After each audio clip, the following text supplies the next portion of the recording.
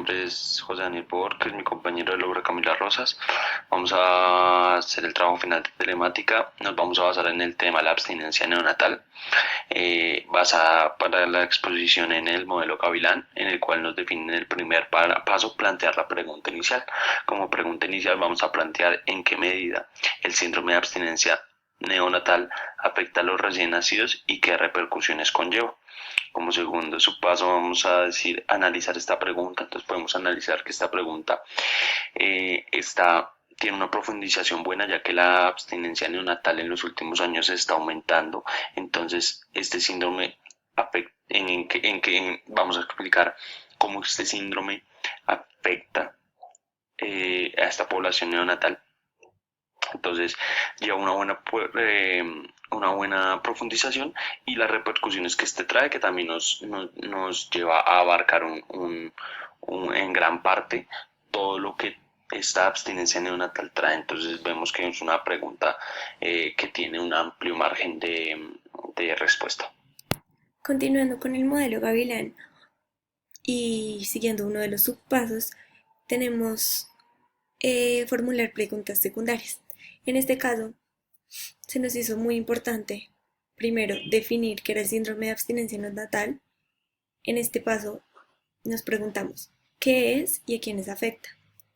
Seguido de esto, nos preguntamos sobre las causas de este síndrome, cómo se origina, las pruebas clínicas para diagnosticarlo, si es inducido o es innato, algunas características y cómo se ven afectados. Asimismo, tuvimos en cuenta las consecuencias, entonces las separamos a corto, mediano y largo plazo. ¿Qué repercusiones se encuentran en estos tres tiempos? Si existe algún tratamiento o cura y cuáles son, cómo se diagnostica hoy en día, cuáles son sus síntomas y el diagnóstico clínico, y las implicaciones sociales que este conlleva, qué sucede con el neonato y qué implicaciones legales conlleva para la madre. Bueno, en el segundo paso del modelo Gavilán vamos a desarrollar un plan de investigación. En este vamos a basarnos en una bitácora. En la bitácora es muy importante porque vamos a poder ver los autores para saber qué tanta veracidad tienen ellos, si saben del tema, si en realidad están, digamos, en el ámbito del tema, como en la situación, como que estudiaron lo que, digamos, se basa el tema y no que sea alguien que, digamos, está haciendo otra cosa y saque ese tema. También podemos ver el año para saber si es reciente, porque pues obviamente es muy importante que tenga años recientes para pues tener mayor veracidad y no que sea años, digamos, muy tiempo atrás, porque obviamente puede que de aquí a allá pues la situación haya cambiado. Entonces pues eso nos ayuda a la bitácora. También nos ayuda a mirar de dónde fue publicada, o sea, quién la publicó, en dónde se publicó, y esto nos hace también, eh, digamos que ratificar la veracidad del escrito, porque pues obviamente si viene de una revista científica, pues tiene mucha más veracidad que si simplemente la sacamos de una página web.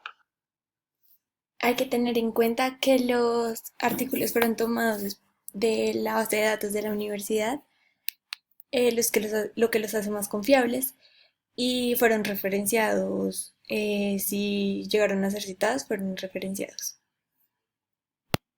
La bitácora fue esencial tanto para mi compañero como para mí, para filtrar la información y así elegir pues la más indicada para poder resolver nuestra pregunta inicial.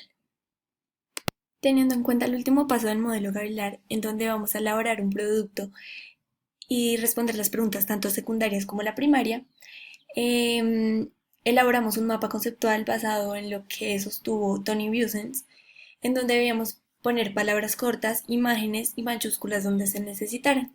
Esto fue lo que quisimos hacer. Respondimos a cada una de las preguntas secundarias. En este caso, por ejemplo, tenemos la definición del síndrome de abstinencia, en donde se explica que es una exposición a sustancias durante el embarazo. Tenemos las causas, que son netamente inducidas por la madre, el consumo de sustancias dañinas en el embarazo, y el diagnóstico, que son las pruebas clínicas, tanto en orina, en sangre y otros como es radiografía y punción lumbar, perdón. Dentro de los síntomas depende de la sustancia claramente. Tomamos tres sustancias específicas como son la cafeína, drogas y alcohol.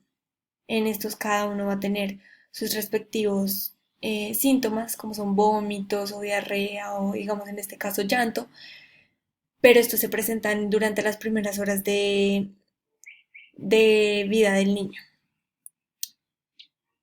Bueno, el tratamiento depende de la gravedad que tenga el neonato.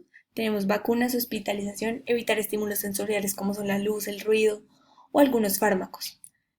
Dentro de las consecuencias corto y largo plazo, cada uno tiene sus propias consecuencias. Digamos, a largo plazo tenemos agresividad en el niño, retardos madurativos o pontoestaturales, y a corto plazo tenemos, digamos, las que ya nombramos, además de prematuridad, estrés fetal, bajo peso, entre algunas otras. Implicaciones sociales, depende claro del país y el contexto, tiene algunos cargos legales porque hay que tener en cuenta que la mayoría de las sustancias son ilegales, pues su uso. Y el lactante, bueno, la custodia de él depende de lo que digan, si la madre lo puede seguir cuidando o no tiene la capacidad para hacerlo.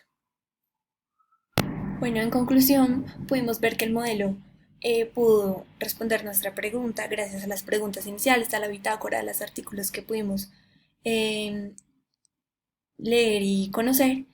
En este caso, para responderla, tenemos que el síndrome de abstinencia neonatal, como ya lo vimos, afecta directamente a los recién nacidos y va a tener repercusiones diferentes dependiendo del tipo de sustancia ingerida, como ya lo explicamos, con sus diferentes síntomas y diferentes consecuencias. Asimismo, van a tener algunas otras implicaciones legales dependiendo de la sustancia ingerida y las acciones de la madre sobre el bebé. Muchas gracias.